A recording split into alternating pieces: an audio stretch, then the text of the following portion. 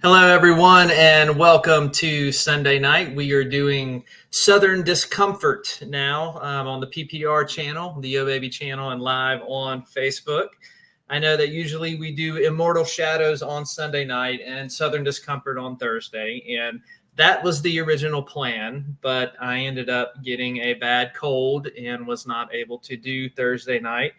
So we pushed everything back. So we are now, just for this week, doing our countdown to Halloween this Sunday night.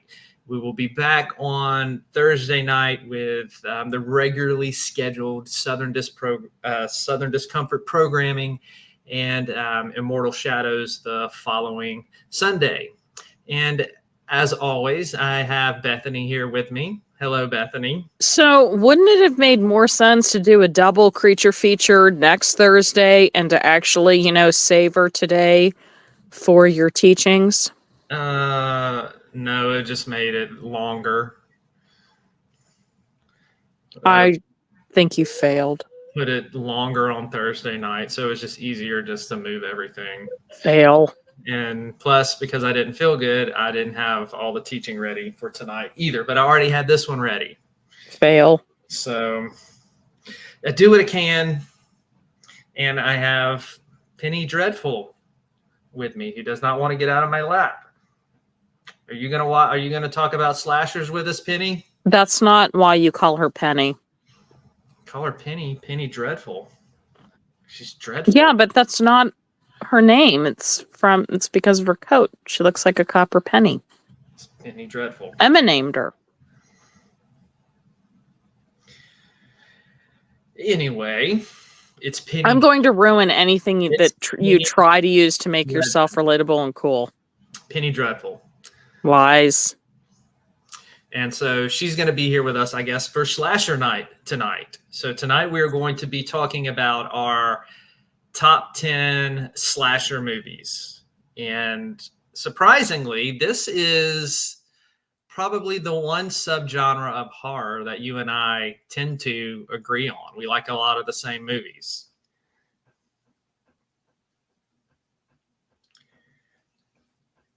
Correct? You agree, Blondie?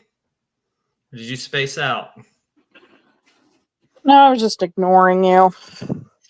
I was saying this is a subgenre that we both have kind of similar taste in, unlike vampires. Yeah, it depends. Hey, PW, welcome. I would have to look at the lists. So we did talk beforehand and agreed that both of our lists that we thought that they were well deserving, because there are so many slasher movies. That's the issue. There are so many slasher movies that are good. We probably should have expanded this to like a top 15 or a top 25. But we kept with the theme of top 10s. So I can say that I think that, unlike the vampire one last week, I do think that all Bethany's slasher movies that she had picked out are top 10 worthy. Absolutely. And I like every single one of them on her list. So this is unlike Penny. Can y'all hear that? Stop. Unlike her vampire picks. Right, Bethany? This was Bethany's number one vampire. No, it wasn't. Cut it out. If you missed last week, go back and watch it. You can see that Bethany picked Count Von Count for her favorite vampire.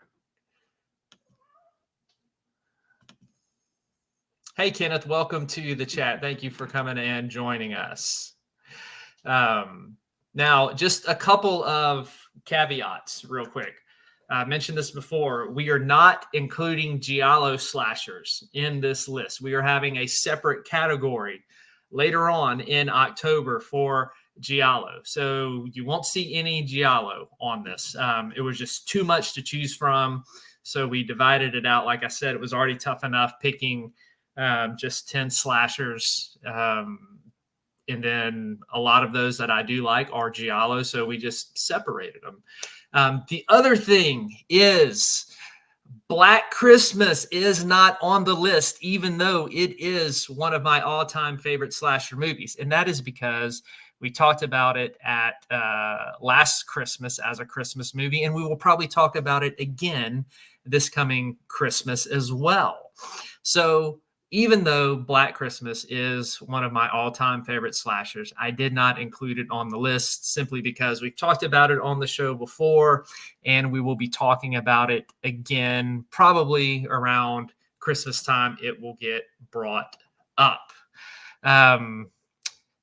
The other thing, let me explain to you, and then Bethany, you can explain how you picked your list. I picked my slasher list. First of all, when we're talking about slashers, it has to be a killer with some sort of human type of element with them. I picked my slashers based on 4 categories. Number 1, the rewatchability. Is this one that I can sit down and rewatch, and that I do rewatch on a regular basis and still enjoy? The other thing is, does it have a cool killer? So that is a must. The third thing, does it have the charm, right? Is there a certain charm to it? Is there a certain atmosphere? Is there something about the way that it's done that sets it apart from other slashers? And then, of course, you've got the kill factor. Are there memorable kills, or is it bloody? And then some of these categories, some of them rank real high in them. Some of them rank a little low. However, if there's one that was just off the charts in one category and low on the other, it still made it on my list. But those were the 4 things that I looked for. So there are lots of cool slasher movies that did not make our list. So we each have a top 10 with 2 honorable mentions. And all of these movies can be found streaming somewhere, whether it be on Amazon, Tubi, or YouTube, or Shudder, Screenbox, Max, any one of those. You can find these all online. So Bethany, who would like to go first? Hey, Ginger Paranormal, welcome. It doesn't matter, but I do want to say this. Look, the lists that we both picked, we picked them because we like these movies. I've seen this in a lot of different communities, not just the horror community. We are not here to kiss up to anybody. I've been tagged in many stuff where people have promoted absolute and utter crap only based on the merit of in hopes that the director or the actor or somebody involved with the movie would promote their work. Yep. To me, you are not only doing a disservice to anybody reading or watching your review, but you are also setting the bar for the standard for everything else that's going to be pumped out there so low that mediocrity is going to come off as greatness. I'm sorry, but some of the stuff that I've seen promoted, and the reviewers have mentioned that they're doing it in hopes that they will get recognized. That's not why we do this. These recommendations are just because we like the movies. They were memorable. They were enjoyable. And these are just our opinions. Yeah, no brown nosing or butt kissing coming. Nope, I don't do that. And I'm sorry, but it's no shade. It is not a personal indictment if I think your work is crap, okay? Or if I think what you did was crap. I challenge you, then make it better. Yep. Yep, you tell me if my stuff is not good. Well, I'm sorry, but I'm doing a disservice if I'm telling you exactly what you want to hear. Yep. I've seen that in other communities. I've seen that in independent communities, especially. You're not doing anybody any favor by saying, oh, your stuff is great. You're a star. If it's crap, it's crap. Sorry. Make it better then. Yep. Do better. That's what I love. I can send Bethany something and I'm like, how is this? Is this any good? She's like, eh. I'm like, what do you think about this idea? She's like, eh. So that when she's like, that means, okay, Zeke, go back to the drawing board. Well, pretty much. I'm sorry, but She doesn't even kiss my butt. And no, I don't. So I'm sorry, I don't. It's a disservice. I expect to be entertained. I expect something great, remarkable, or at least your best. Yep. And So all these movies we will mention tonight, we thoroughly enjoyed. They have something about them that I think sets them apart. So was there any, like I mentioned how I picked my list, was there any rhyme or reason to yours, or it was just ones that you just enjoyed? these were the ones that I picked were remarkable. These were ones that really stood out. And the thing is you're right. I mean, there are so many others I did not put on the list that they were just as good. These are the most remarkable, the most memorable. And again, believe me, there are plenty of others that I don't even think we added onto the list that Yeah. they're just as they're good and they are remarkable. There's just so many.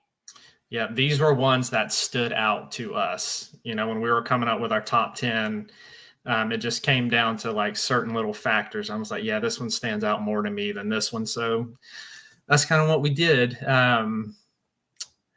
Well, Blondie, do you want to go first or would you like me to go first? You went first last time, so you pick. I'll go first. You'll go first.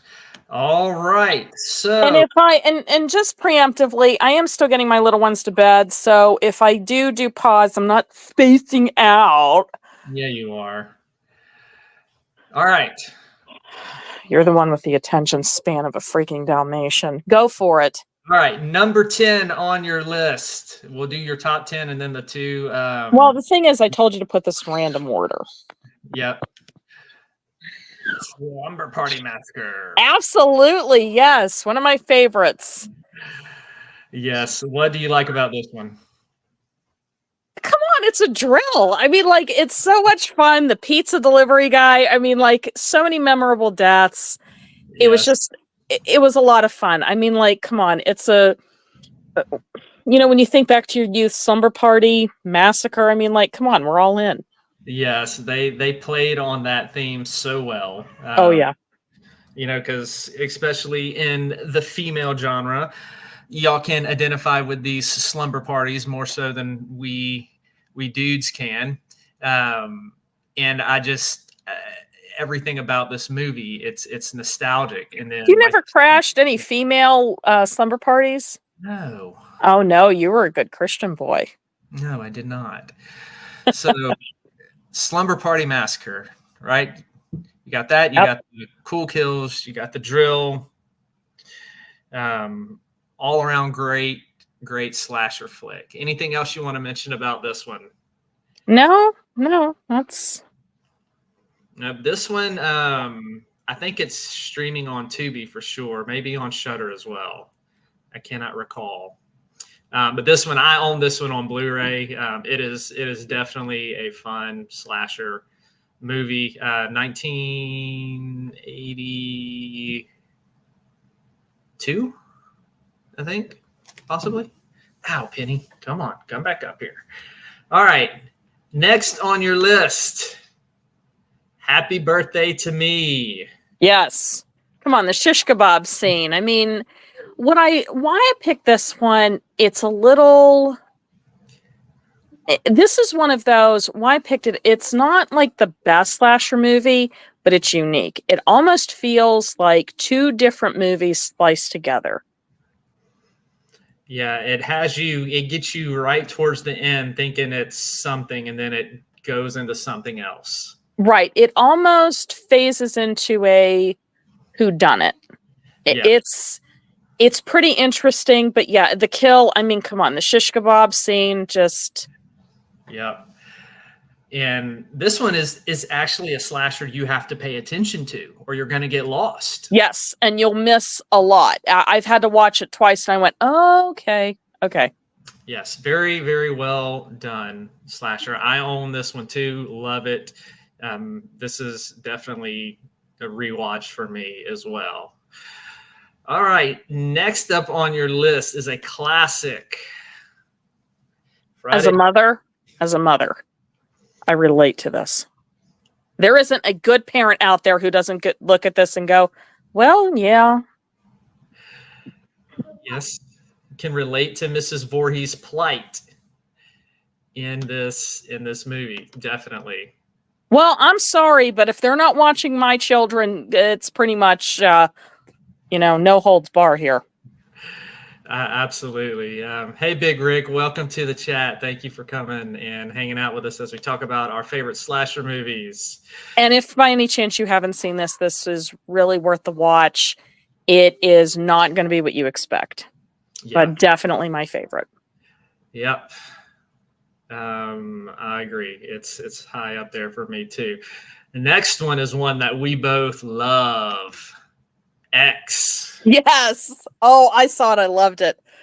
Oh, so good. Yes, very this is not a slasher to let your kids watch. Very adult themed. Yes, definite. There's nudity, there's some Well, the whole thing is around the adult industry. Right. I mean, thus the name, but just in case people don't get it, just still have to CYA here. But yeah, Mia did a good job, and actually, she also plays the old woman. I thought the makeup was. I didn't know that. Like, it took me a minute, and when I read that, I'm like, oh yeah, that is her. Yeah, this one, great storyline, great kills, and then of course, Pearl. The sequel was the one that comes after this. Yeah, it was good. That was just as good. We're waiting on Maxine to drop on Max so we can watch that one together. Yep. Because I have not seen it, so I don't want to know. I don't want it ruined. But this is definitely a modern day slasher that if you have not seen, definitely check this one out. It is so much fun. All right, Blondie. Next on your list is another classic. I love this one. I'm pretty sure one of the actors was Biff in Back to the Future. I don't know. It has been a hot minute since I've watched this one. And what I liked about this one, this is another pay attention, who done it, and it's not going to end the way that you think it does. Yep. It's one of my favorites. I really like this one. This is has a twist. I liked it. Yeah, this was a good one. It's one for me. I don't rewatch as much as the others you've mentioned because it's like once you know the secret behind it, it kind of right. It's like once you've got it, it's like, okay, this is for someone who's never seen it or it's been a hot minute. We need to rewatch it because it's been years. Yeah. I still remember the ending, but yeah, I'm almost positive the actor who played Biff in Back to the Future is in this. In this one? Okay. Yeah. All right, next up, another classic. This is a rewatch for me, too. Prom Night. Yep, this was actually one of the very first slashers that I saw, Jamie Lee Curtis.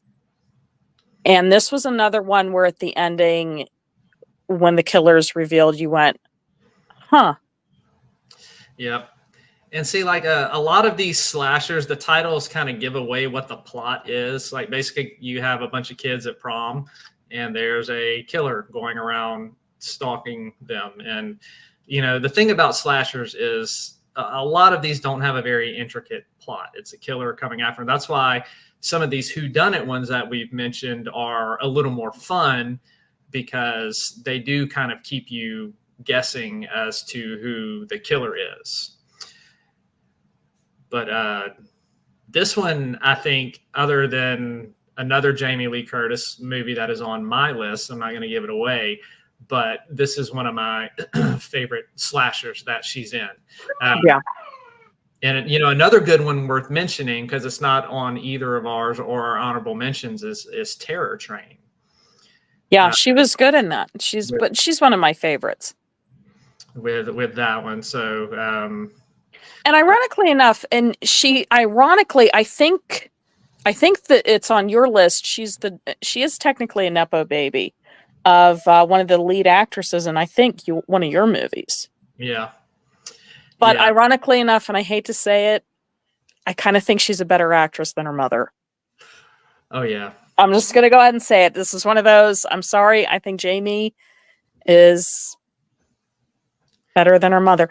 Although, did either?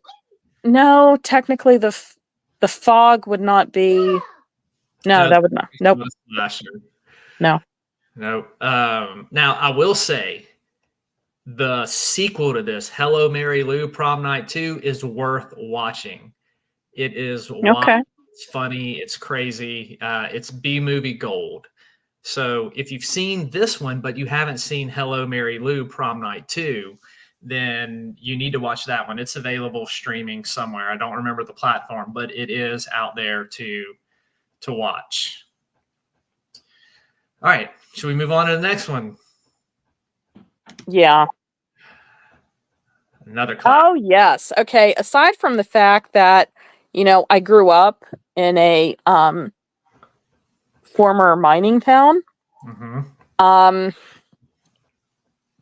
This one was another good one. And ironically enough, I believe the person who was portraying the killer still has the mask. Mm-hmm. So this is another really good one. This is one of my favorites. It's a bit gorier and a little bit more interesting with some of its.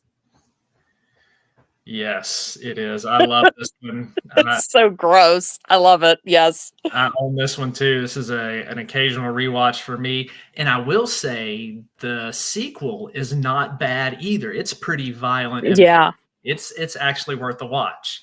Did I say sequel or remake? The remake.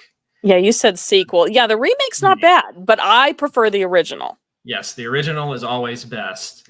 But the remake, if you've already seen the original and you haven't seen the remake, it is worth a watch.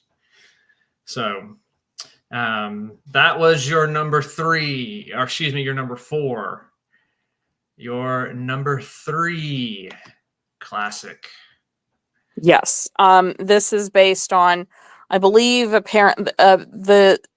the legend or story goes that this was inspired by a true phenomenon where lack of sleep ended up with some kind of, I want to say, psychosis and paralysis, in which these individuals ended up dying for no really good reason. So it's claimed that was the inspiration for the movie. Mm-hmm. I do also know for a fact that they did have to tone down all the crimes of Freddy Krueger, because at the time, I want to say the Night Stalker, there was a slew of child molestation murders. Yeah, so when they came out with this, they had to cut out the implications that Freddy was a child molester as well as a murderer.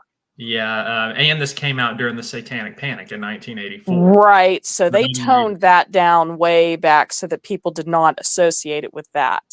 Now, go ahead. You do get a little more in Freddy versus Jason. They give you a little more. They go into that a little bit more about how Freddy, how much more sinister he was. They give you some glimpse of that. And I will say, what needs to be right up here with this one and watched right alongside it is part 3, The Dream Warriors. I can dig it. Yeah. Because Nancy's back in that one, and it's just a phenomenal story. Lots of cool kills. Freddy is like at his sinister peak in that movie. So it deserves to be right alongside this one. Absolutely. Yeah, and I do want to say this also. I want to say this is Johnny Depp's debut. Mm-hmm. And at the very end, when they're in the car and the hood comes down and everybody in the car shrieks, that was unscripted. Like, that was genuine. Okay. Yeah. Very cool. All right, Blondie. Number 2 on your list, another all-time favorite of yours. Return to Horror High. Yes, this is one of my absolute favorites. It's very unique. It kind of has this thing, you assume that it's a sequel, but it's about these It's a film crew. They're at a high school where these apparent murders had happened, and they're filming it. And these murders actually happen. I want to say George Clooney was in this. Yeah, he's in this one. Yeah, it was his film debut, I think. Yep. Oh, yeah, it's right there. Duh. Can you read? Shush. I'm sorry. I'm still trying to get little ones down. All right. Number 1 on your list. Bruce Campbell, Intruder. Night shift at a grocery store. I prefer doing my grocery pickup at night. I am one of those people. I prefer grocery shopping at night. I don't want to deal with people. And there's a cameo by Bruce Campbell, and I'm not a huge Bruce Campbell fan, but there is also one of Emil Sitka, who was also in the Three Stooges. And sorry. And he says a tagline that made him famous in the Three Stooges. Yeah. And this was directed by Sam Raimi. Sam Raimi was a fan of the Three Stooges, which is why he picked him for the cameo. Yeah, this one is wonderful. Have this one, love it. This was a rewatch for me as well. So let's look at your 2 honorable mentions here real quick. Final Terror. This one is similar to a lot of your In the Woods. This one was similar to The Burning, right? Yeah. This also had the actor from Animal House who played Niedermeyer. Yes. And who was also in the Twisted Sister videos. Yes. I preferred this one. This one was I thought it was a lot more entertaining than The Burning, but that's just my opinion. Yeah, like I love this one too. I own this one. I have the original VHS version of this. That's how much I like this movie. And it's your typical slasher in the woods. I mean, you got this, you have The Burning, you have Don't Go in the Woods, you have Just Before Dawn. Which Just Before Dawn is another one that did not make our list that is worth watching. All right. Your next honorable mention, Out of the Dark, since you love clowns so much. I'm not a huge clown fan, but this one was different. And this is another one that kind of keeps you guessing. It has that dark grittiness that reminds me of Maniac. Yeah. And the kills were pretty interesting.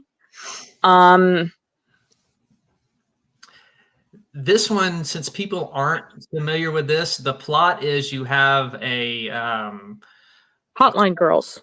Yeah, a girls' hotline that people call, and the workers are getting murdered. They're getting murdered, and the killer wears this clown mask. And so there's a great twist at the end. It's fantastic. This one is on Tubi. So if you've seen all these other slashers and you're looking for something new, this is not one that's mentioned a lot. So go check this one out. Yep, it's a good one. All right. So that is your list. Your list is pretty similar. It's I can't complain. Normally, I would just pick on things and hate them just because you like them. Mm-hmm. No, yours are pretty good. Don't hang up. No, I'm not going to hang up. Sorry. Don't hang up. No, I'm not going to hang up. Don't hang up. No, I'm not going to hang up. All right, my number 10, Friday the 13th, the final chapter. I mostly remember the poster itself is iconic. Yes, love the poster. You have some great kills in this one. Of course, it is Jason, one of the all-time iconic slashers in this one. Now, there are several of the Friday the 13th sequels that I like just as much, if not more, than the original. And this is one of them. Similar story, right? You've got kids going back to Camp Crystal Lake, and of course, Jason is still around coming for them. However, when it came down to, because it came down to me picking on my list either part 4 or part 2. And the reason part 4 won out was because of one scene, and it is the Crispin Glover dance scene in this movie. That's why it got that's why it beat out number 2, was just because of that dance scene. Because I'm a huge fan of 2, but when I was like, well, what sets this one apart? Why do I like this one more? It's the Crispin Glover dance scene. If you don't know what I'm talking about and you haven't seen this, then you definitely need to go check it out. Anything to say about that one? Sorry, my middle keeps talking to you, even though you can't hear him saying, let's check it out, Bear. Yeah, let's check it out. No, he's way too young. Number 9 on my list is The Prowler. That's a really good one. That was one of those, if you weren't going to add it, I was going to add it. Basically, World War II guy comes back and he's killing people around town, campus. This one, oh my gosh, not only does The Prowler look cool, not only does this have atmosphere, the kills, especially the pitchfork kills, some very memorable kills in this one. This one hits on all levels for me. The nostalgia, the atmosphere, the cool killer, and the cool kills and the rewatchability. So if you have not seen The Prowler, this one is available for streaming. Next on my list at number 8, the Psycho trilogy, not the 4th one, but Psycho 1 through 3, because they tell the continuous story of Norman Bates. I am a huge fan of the original Psycho. But I think I like the sequels a little better because they dive more into Norman Bates. The kills are brutal. The story is intriguing, very, very intriguing. So a lot of people have seen the original Psycho, but not as many people have checked out the sequels, and it is a shame. These sequels are some of the most underrated slashers out there. You have got to watch them. Parts 2 and part 3 that continue to tell the story of Norman Bates. I cannot recall where these are streaming, but I own these. I rewatch them regularly. So please, if you have not seen the sequels, you are missing out. Remedy that this Halloween and check out the follow-up sequels of Norman Bates, because he gets released and they think he's healed, and then you've got some things going on in this. The second one especially keeps you guessing as to, is Norman Bates the killer or is something else going on? Is he being framed? Is he being set up? So it's very well done. I can't speak enough about these sequels. So anything you want to say about these, baby, before I move on? No, not really. All right. So number 7 on my list, Pieces. That's a good one. Saw wielding maniac. This one is rewatchability off the charts because the kills are so cool. Probably one of the most gory slashers for this time period. Absolutely, by far, not much of a plot. to it. It's still it is a kind of whodunit. They keep you guessing as to trying to figure out who the killer actually is, and they do a pretty decent job with that. So if you want something that is a whodunit but has a lot more blood and guts and memorable kills than your normal whodunits, this is one that you have to see. Pieces, don't miss out on this. It's way better than Texas Chainsaw Massacre, in my opinion. So, which let's just go ahead and discuss that. Texas Chainsaw Massacre did not make our top 10 list, either one of us. Even though you've got Leatherface, who is a memorable killer, and you've got what I think for it is just that grindhouse feel to it. I felt like it was just very lacking on the kills. I always had wanted more from Texas Chainsaw Massacre. It's still one that I own. It would still be on our list if we had like a top 20 or top 25.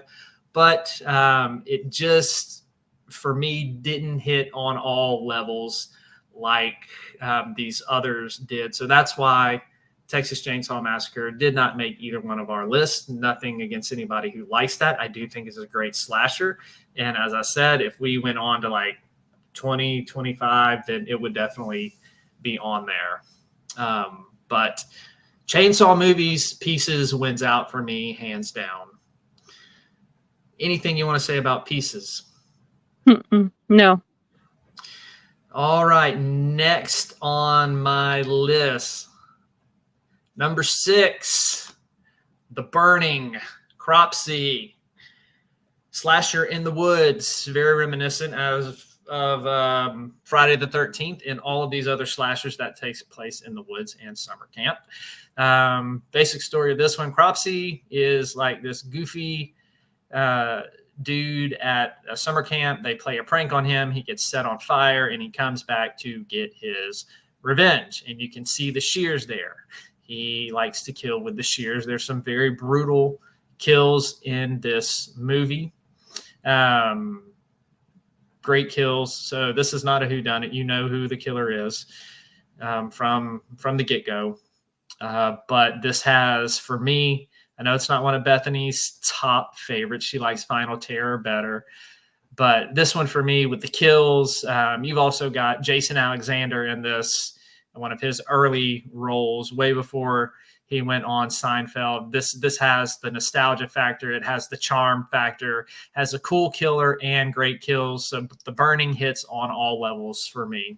Absolutely 100%. Anything, Bethany, you want to add to this? No, I'm pretty sure it has the one kid that was in Fast Times at Ridgemont High. Yeah. All right. Halfway point. My number 5. I adore this movie, Maniac. So basically, Maniac's made in 1980. You've got a guy with mommy issues, and he goes around scalping prostitutes' heads and putting them on mannequins. It is very seedy, very gritty, very violent, very memorable killer who has all kinds of issues. This one hits on all levels for me as well, because of the storyline, because of the killer, because of the kills, and the seedy atmosphere makes this rewatch for me several times a year.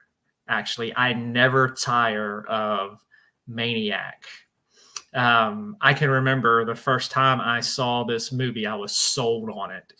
I was like, oh my gosh, I wish every slasher could be as crazy as Maniac. And then you have that memorable kill in the car with the shotgun. You know what I'm talking about, Blondie? Uh-huh. That's worth the price of admission right there. simply for that kill and how they did it in the special effects. Ironically enough, Tom Savini has wondered if he went too far with the special effects for this movie. Savini did the special effects.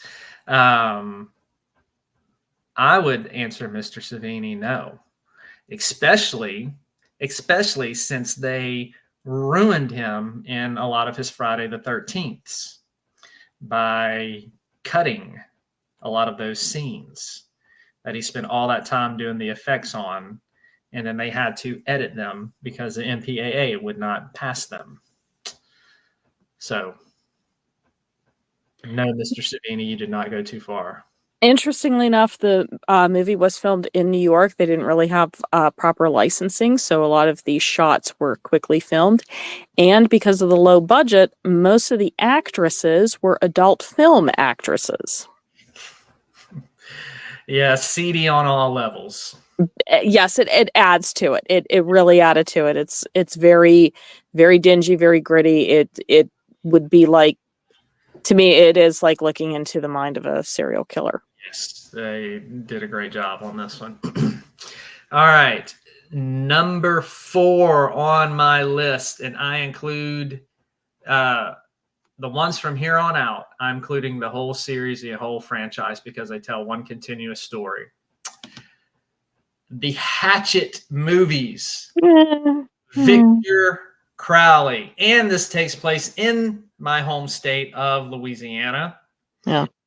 Danielle Harris is in these as well. We know her from Halloween 4 and 5 when she was just a little kid. She comes into the later sequels.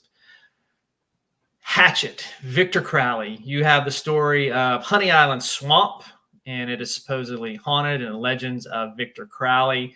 He was a guy who was deformed. His dad accidentally put a hatchet in his head and killed him, and then was burned inside of his cabin to death. And they kind of the lore on the legend expands as these movies go on, and you get more backstory. Kane Hodder, we know him as he plays Jason in some of the Friday the 13th. He plays Victor Crowley. Everything in this movie, it's got atmosphere. The kills are over the top, and they don't use CGI. They use the what am I trying to say, Bethany? Practical effects in this movie, and it shows, and it makes it wonderful. So you have great kills. You have a great killer, Victor Crowley, who could challenge Jason Voorhees and Michael Myers. He is an unstoppable force. You have some great comedy, especially with the Korean guy who keeps showing back up in all of the sequels as somebody different related to the family. Absolutely brilliant, absolutely hilarious. So it's got humor, it's got charm, it's got a great killer, and some of the best practical effects, extremely over the top kills. I love all 4 of them. Watching them all back to back in a binge watch is absolutely fantastic. So Hatchet is high up there in my number 3 spot for sure. Anything you want to say about this before I move on? Nope, go ahead. Welcome, Makeup Mom. Thank you for coming to join us. Appreciate you being here. All right, number 2 on my slasher list. Saw. The Saw franchise tells one continuous story. I love the storytelling in this. I'm absolutely a huge fan of it, especially in how they do some of the ones where they're taking place at the same time and you're getting different angles of what is going on. The way that they tie all these in together, I think, is just absolutely brilliant. Great storytelling, great kills. For those of you who are not familiar with the Saw franchise, basically you have John Kramer, aka Jigsaw, trying to think how much of the backstory I want to go in. I don't want to spoil it for anybody, but basically, he ends up getting a terminal illness, and he begins to reconsider life and how precious it is, and it begins to really aggravate and bug him about people who do not appreciate life. And so he starts taking justice into his own hands and getting these people who do not appreciate life, and he begins to put them in situations and circumstances to force them to get out of in these traps that he makes. But it wasn't just that set him off. There was something that happened to his wife that really sent him over the edge and in doing this. And so as the story goes on, you get more of John Kramer's backstory. You get more of what happened with his wife. You have all of these great traps that people get caught in and they try to get out. So technically, Jigsaw, John Kramer, does not kill anybody. He sets them up to either be free or die at their own hands. And then you have... I'm not going to give it away, but things happen and you get more people involved. Jigsaw's got them helping him, and just every movie adds something new to the series. So it is way up there for me. Storytelling, that's the it factor for me. You've got John Kramer. He's a cerebral killer. It shows that these slashers do not have to just be all about brawn and unstoppability. He's smart, cerebral. Rewatch because I love the story, and then the gore with the traps will satisfy as well. So this one hits on all levels for me. But you were saying and I know a lot of people are about this, about the Saw. Yeah, it's just yeah, it's not my favorite. That's okay. It's my favorite, and this is my list. So eat it, Blondie. Bleh. All right. Next up, number 2 on my list. And it was hard picking number 2 and number 1. I went back and forth, but I finally made my decision, and I don't know if it is a right decision, but it could change. Number 2, the Terrifier movies, Art the Clown. Oh boy. The gore is enough to... I've heard the actor is actually a really sweet person. Yes. David Howard Thornton plays Art the Clown. What I like about these is that you're not given some kind of backstory or anything to explain. It's you see him getting ready to go out for the night, and then boom, off you go. Yeah. I like that. Yes, this movie's got charm.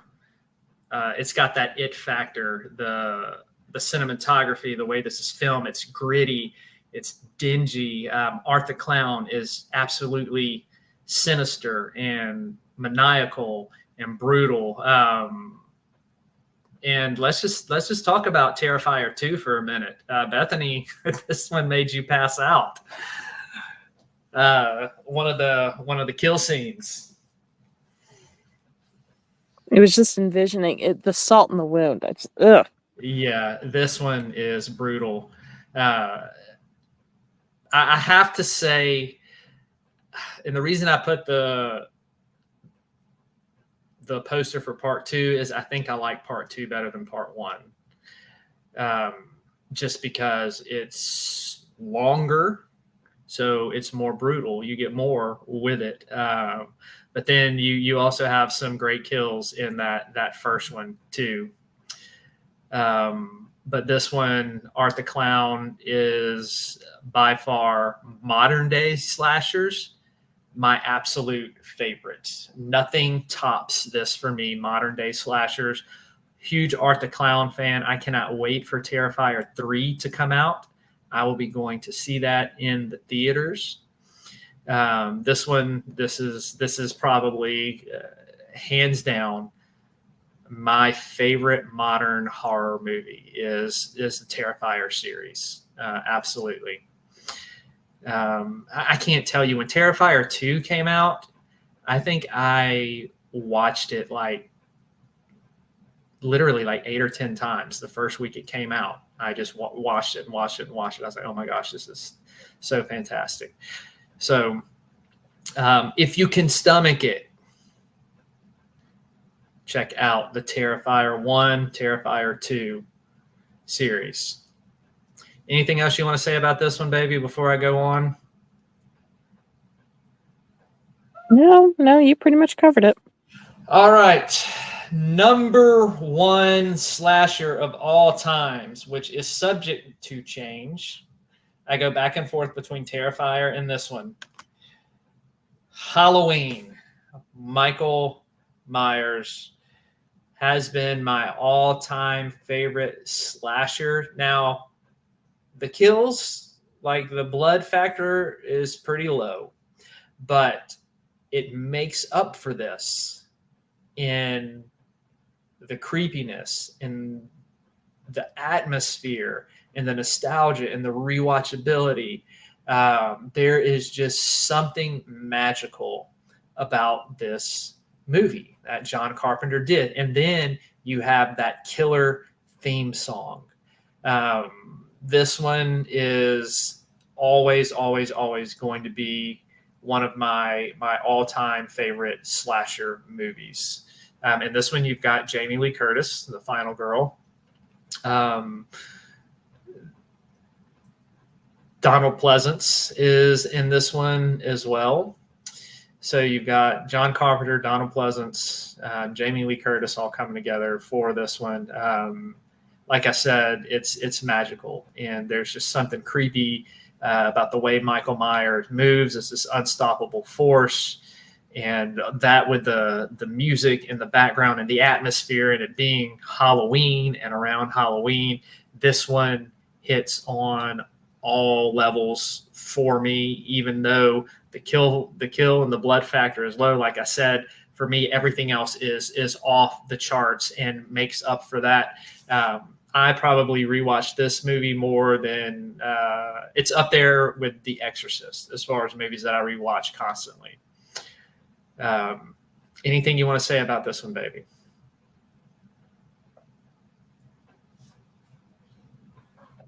I'm pretty sure the guy who was actually behind the Michael Myers mask is a choreographer, which would explain the stealth movements that you're speaking of. Yes. Yeah. Also, the costumes, they were on a very limited budget. They just had the teenagers go to Kmart and pretty much pick out what they would wear and what they thought was cool at the time. And where they had filmed it, I don't remember if they...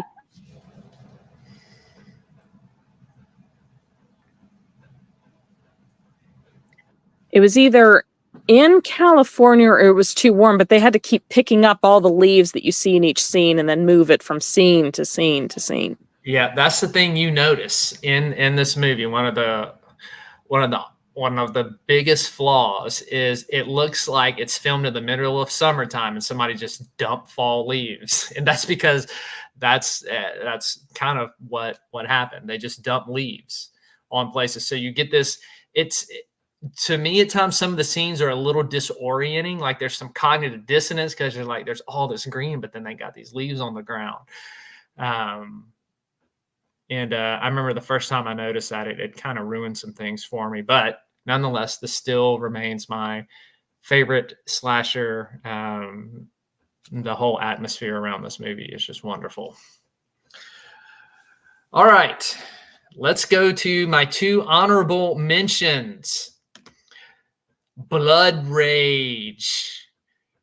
This one kills. Excellent. Great. Memorable killers. Yes. What happens in this storyline is you have 2 twin brothers. One of them gets put away in a psychiatric institution, and then he gets out and he comes and he starts killing, and everybody thinks it's the same brother that is doing this these killings.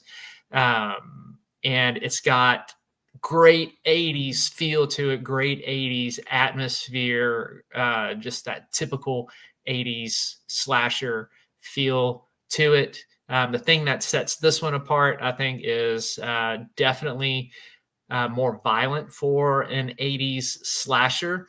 And then they're playing off the twin angle here, which was pretty cool thing to introduce into the slasher genre at this time. So Blood Rage is definitely worth checking out. I will say, however, I don't know, it was streaming on YouTube several weeks ago. It still might be there, but you can find this one on YouTube. I don't think it's on any of the other streaming services, but it was on YouTube last time I checked a couple weeks ago. So if you haven't watched Blood Rage, hurry up and get to that one and check it out. Bethany, do you remember this one at all?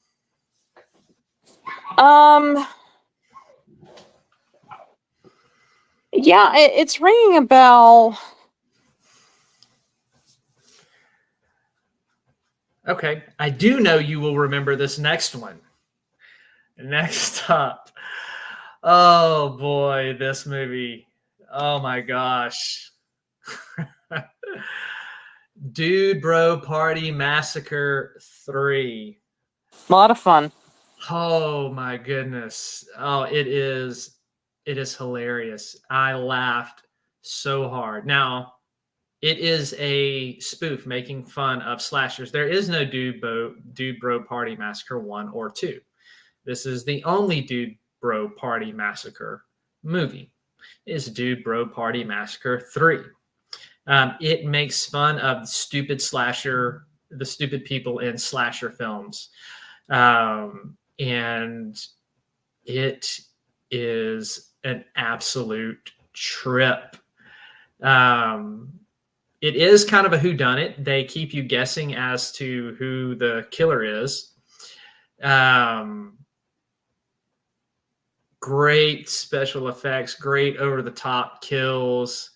And just there's always something happening in this movie to keep you entertained and to laugh. This one is a yearly rewatch for me. I enjoy the heck out of this movie. It is definitely entertaining, to say the least. Bethany, anything to add about this one?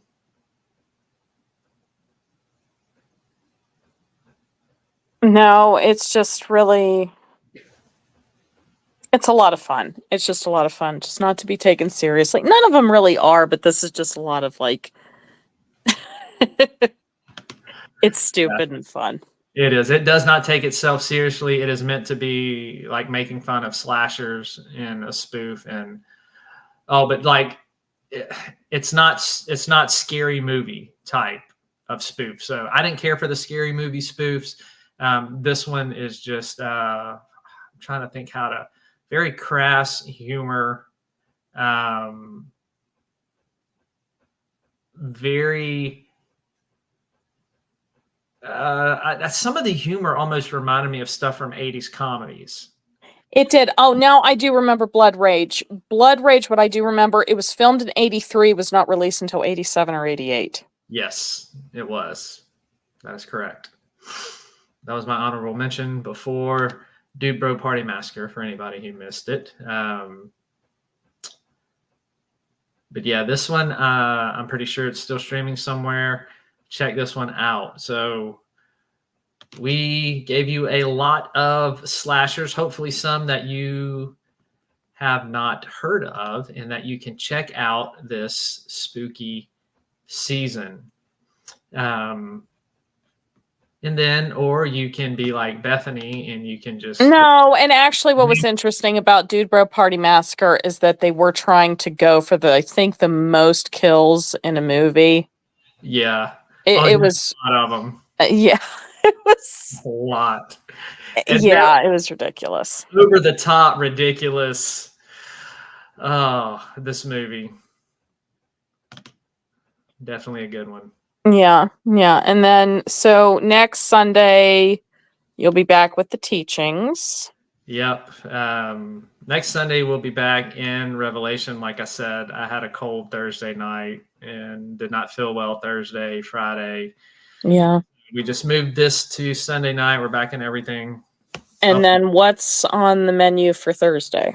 Thursday night, we are doing another countdown to Halloween, and we are going to look at supernatural scares. We're going to You're going to pick stupid ones. I can already tell. about hauntings and Dumb. You're going to pick the dumb ones.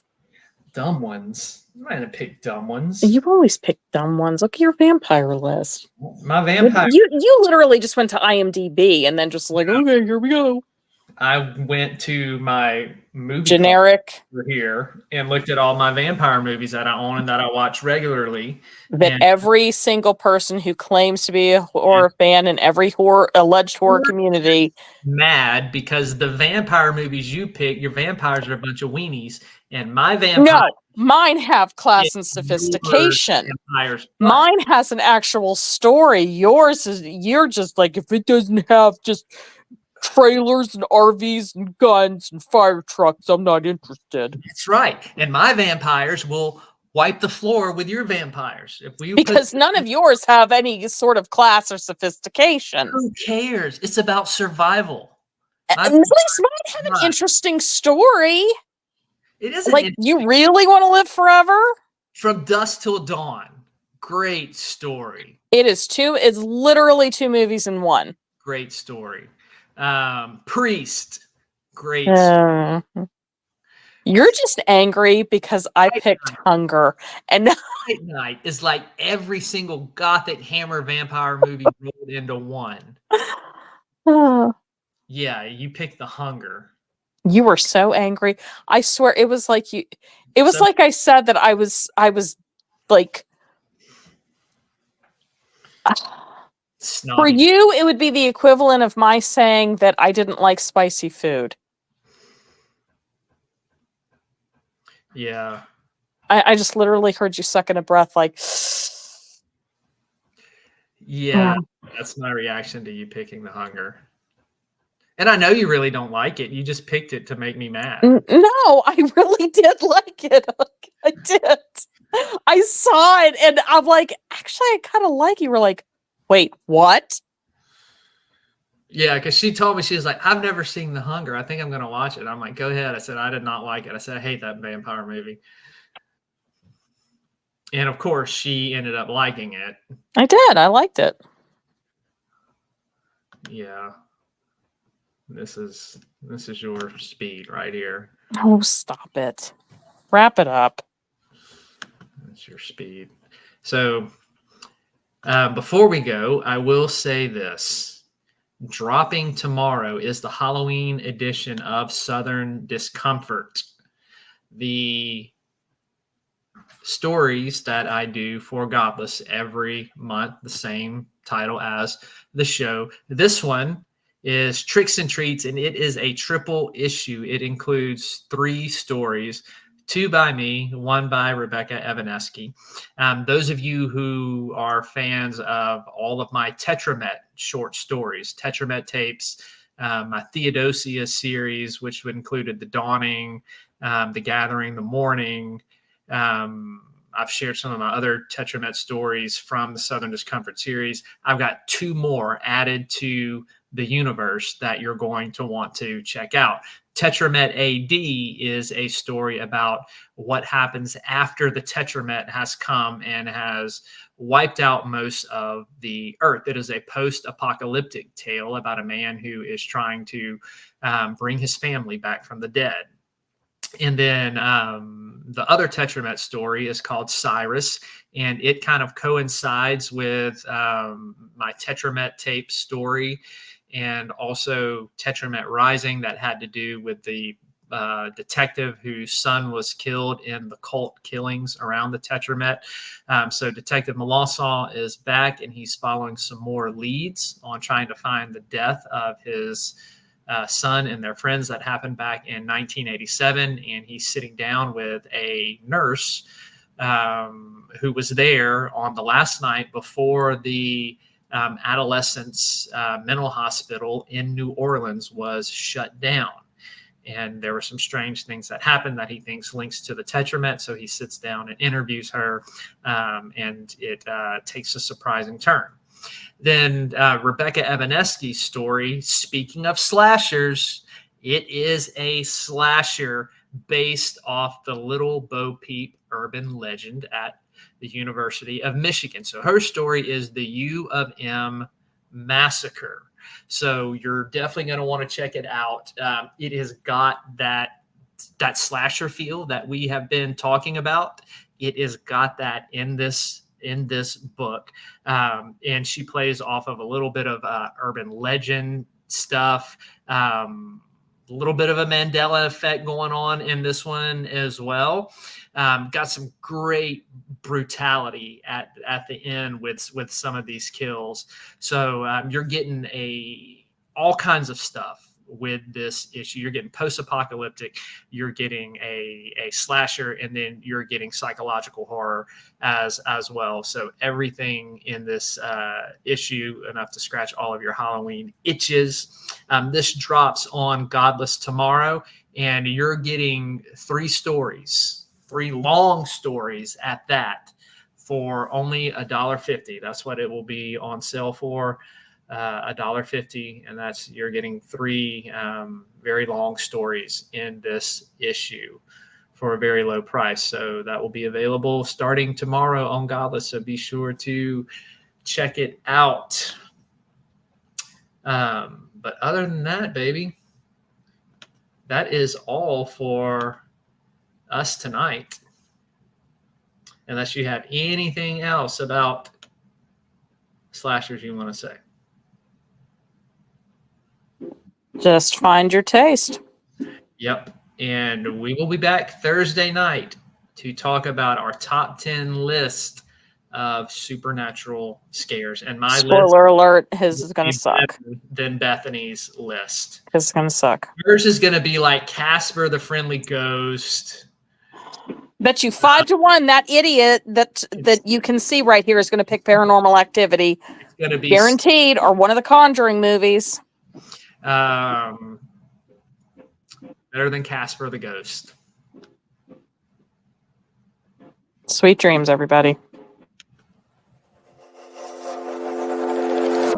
Is this what giving up feels like? I don't know, I don't know. Tell me, have I lost my mind? Nowhere to go, so far from home. Is this what giving up feels like? I don't know.